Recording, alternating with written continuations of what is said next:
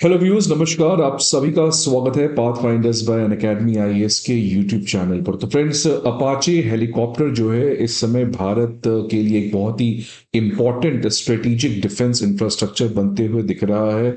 2020 में Indian air force ने already Apache helicopter US से ऑर्डर कर रखा था और इस साल इंडियन आर्मी ने भी वर्ल्ड की सबसे एडवांस्ड हेलीकॉप्टर का ऑर्डर कर दिया था जो पाकिस्तान के बॉर्डर पे डिप्लॉय किया जाना था। तो फ्रेंड्स, अपाचे हेलीकॉप्टर जो है वो आज भारत की एयर सुप्रियोरिटी में एक बहुत इंपॉर्टेंट रोल प्ले करते हुए दिख रही है और प्ले करनी भी चाहिए, बिकॉज जिस तरीके की ये हेलीकॉप्टर है ये दुश्मनों के लिए it's very very lethal dangerous, जिससे बचना लगभग नामुमकिन है। लेकिन फ्रेंड्स, अब इस पर्टिकुलर अपाचे हेलीकॉप्टर से लेकर एक खबर आ रही है और खबर आ रही है टर्की की तरफ से। ये वही देश है जिसके साथ भारत का रिलेशन अपने लोएस्ट लेवल पे है। ये एक ऐसा देश है जिसने पाकिस्तान को खुलकर समर्थन किया था और इनफैक्ट ये ऐसा देश है जो एर्डोगन की रिलीजियस पॉलिटिक्स की वजह से अपनी इकोनॉमी, अपने नेशनल इंटरेस्ट सबको कॉम्प्रोमाइज कर रखा है। और इसलिए डोंट बी सरप्राइज कि टर्की में भी कभी ना कभी जेंजी मूवमेंट आएगा, बिकॉज इन्फ्लेशन और जीडीपी का अगर आप देखेंगे स्टेटस टर्की में, तो बहुत ही ज्यादा एक तरीके से खराब स्थिति वहां पर बनी हुई है। अब फ्रेंड्स, टर्की ने वापस से भारत की प्रॉब्लम को बढ़ाने के लिए, भारत के अगेंस्ट काम करने के लिए, जो अपाचे हेलीकॉप्टर भारत आना था उसके डिलीवरी में एक बहुत बड़ा बाधा डाल दिया, जिसकी वजह से ये अपाचे हेलीकॉप्टर जिसको इस महीने भारत आना था, अब वो भारत अभी नहीं आ पा रहा है।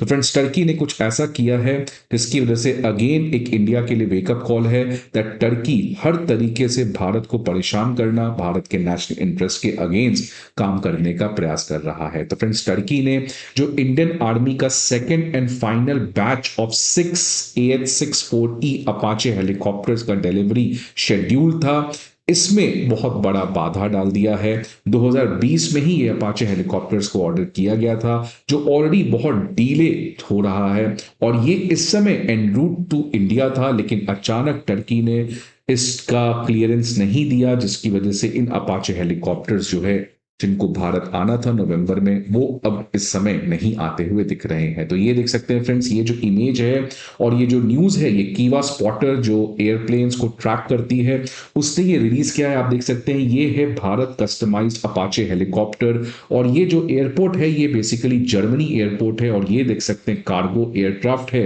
जिसको ये अपाचे हेलीकॉप्टर्स भारत लाना था। अब आखिरकार टर्की ने क्या किया, इसके बारे में आज हम लोग बात करेंगे फ्रेंड्स इस सेशन में। तो देखिए, दरअसल खबर क्या है कि प्लेन स्पॉटर कीवा स्पॉटर ने इस पूरी चीज की जानकारी देने का काम किया। इन्होंने कहा है कि 30 अक्टूबर को ये जो कार्गो एयरक्राफ्ट आप देख रहे हैं, heavy lifter cargo aircraft AN-124 series का, इसने जर्मनी के लीपिस एयरपोर्ट से टेक ऑफ किया और ये जो एक कार्गो एयरक्राफ्ट है ये लैंड किया मीसा गेटवे एयरपोर्ट में, जो Arizona United states of America में।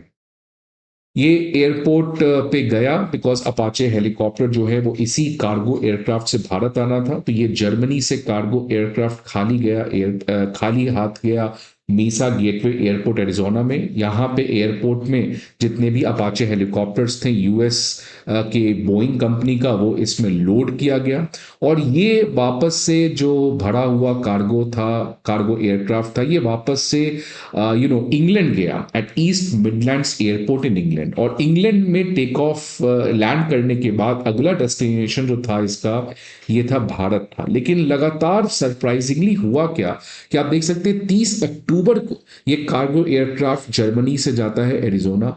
एरिजोना में उसी रात को सारे अपाचे हेलीकॉप्टर्स इस कार्गो एयरक्राफ्ट में भर दिए जाते हैं। 1 नवंबर को ये इंग्लैंड एयरपोर्ट पर आ भी जाता है और उसके बाद लगातार 8 दिन तक ये अगला डेस्टिनेशन टेक ऑफ ही नहीं करता है, मतलब अगला डेस्टिनेशन जो इसका भारत था। इनफैक्ट 1 नवंबर से 8 नवंबर तक ये बिल्कुल स्टक डाउन रहा और इनफैक्ट 8 नवंबर को इंडिया आने के बदला वो वापस से मीसा गेटवे एयरपोर्ट जो एरिजोना है वहां चला गया। तो मतलब फ्रेंड्स, ये अब अपाचे हेलीकॉप्टर भारत नहीं आ रहा है, ये इंग्लैंड से इसको वापस से अमेरिका जाना पड़ा। और इनफैक्ट खबर ये भी आ रही है कि इन अपाचे हेलीकॉप्टर्स को इस समय अनलोड भी कर दिया गया है इस कार्गो एयरक्राफ्ट में बिकॉज ऑफ लॉजिस्टिकल इशू। अब सवाल आता है कि ये ऐसा क्या हुआ कि पहली बात तो ये 8 दिन तक एयरक्राफ्ट जो है वो इंग्लैंड में रहा और उसके बाद अचानक यू टर्न लेकर ये वापस से यूएस चला गया। इसमें अब यूरेशिया टाइम्स की एक रिपोर्ट आई है और इसमें यह कहा गया है कि ये इसीलिए हुआ है, ये जो AN-124 कार्गो एयरक्राफ्ट है ये इंग्लैंड में क्यों 8 दिन स्ट्रक किया और फाइनली यूएस चला गया, बिकॉज टर्की ने एयर स्पेस का परमिशन ही डिनाई कर दिया।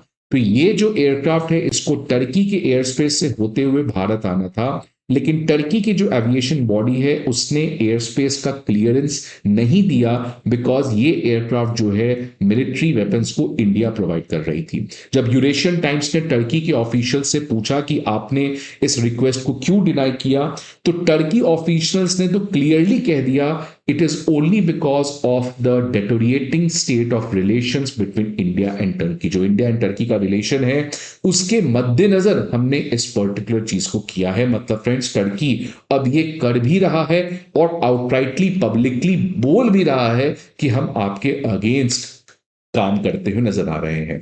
तो फ्रेंड्स, इस टर्की के फैसले से भारत को जो एक इंपॉर्टेंट अपाचे हेलीकॉप्टर्स आना था, खासकर ऑपरेशन सिंदूर के बाद, इसको हम लोग अर्जेंटली भारत लाके पाकिस्तान बॉर्डर पे डिप्लॉय करना चाहते थे। अभी इसमें कुछ और डिले अब हो सकता है और इनफैक्ट टर्की का ये खबर तब आ रहा है जब अब दिल्ली टेरर अटैक में क्लियरली टर्की का भी एलिमेंट देखने को मिल रहा है। इनफैक्ट एनआईए ने तो, मैंने आज सुबह वाले वीडियो में ये कवर भी किया कि जो डॉक्टर नबी है वो टर्की गया था 2021 में और वहीं पे इसके मास्टरमाइंड भी थे, वहीं से इसका रेडिकलाइजेशन हुआ है और इसी कॉन्टेक्स्ट में टर्की ने कहा है कि हम किसी भी रेडिकलाइजेशन एक्टिविटी में इन्वॉल्व नहीं है। लेकिन ये क्लियर कट हो चुका है एनआईए के द्वारा कि टर्की जो है वो अब हर तरीके से, आप जो भी इमेजिन कर सकते हैं, Turkey is now going to affect India. वो चाहे पाकिस्तान के थ्रू हो, वो चाहे बांग्लादेश के थ्रू हो या किसी और देश के थ्रू क्यों ना हो, बट टर्की जो है वो आज भारत के लिए बहुत बड़ी प्रॉब्लम यहां पर बनते हुए नजर आ रहा है। और फ्रेंड्स, भारत भी अब टर्की के उसी जवाब में आंसर दे रहा है। भारत ने भी टर्की के खिलाफ काफी सख्त बिहेवियर रिसेंट टाइम्स में अपनाया है। वो चाहे सेलेब, जो उसकी एयरपोर्ट हैंडलिंग बॉडी थी, उसका हमने क्लियरेंस कैंसिल किया और अभी जस्ट कुछ दिन पहले जो टर्की की नेशनल डे का सेलिब्रेशन था टर्की की एम्बेसी न्यू दिल्ली में, वहां भी भारत के कोई भी ऑफिशियल पार्टिसिपेट नहीं किए। और इनफैक्ट दूसरी तरफ हम टर्की के एक तरीके से प्रॉब्लमेटिक नेबर साइप्रस के साथ अपने रिलेशन को बढ़ाए हैं। इनफैक्ट आपको पता है लास्ट मंथ जो साइप्रस के फॉरेन मिनिस्टर हैं वो भारत भी आए थे, डिफेंस एग्रीमेंट को लेकर भी बातचीत हुई है। इनफैक्ट अर्मेनिया और साइप्रस और इंडिया, ये तीनों की एक ट्राइपार्टाइट डिफेंस एग्रीमेंट की बात भी चल रही है और साइप्रस ने कहा है कि भारत उनका एक नेचुरल पार्टनर है और आज सबसे इंपॉर्टेंट प्लेयर है इस करंट सिचुएशन में। इसके अलावा फ्रेंड्स, भारत के जो आम नागरिक हैं उन्होंने भी इस टर्की के गलत बिहेवियर का अब इक्वल तरीके से जवाब देने का काम किया है और 2025 जो भारत के टूरिस्ट टर्की जाते थे उसमें लगभग 36% का ड्रॉप आया है, जिसकी वजह से टर्की का जो ऑलरेडी डेटोरिएटिंग फॉरेन एक्सचेंज रिजर्व है उस पर एक और बड़ा प्रेशर बन सकता है।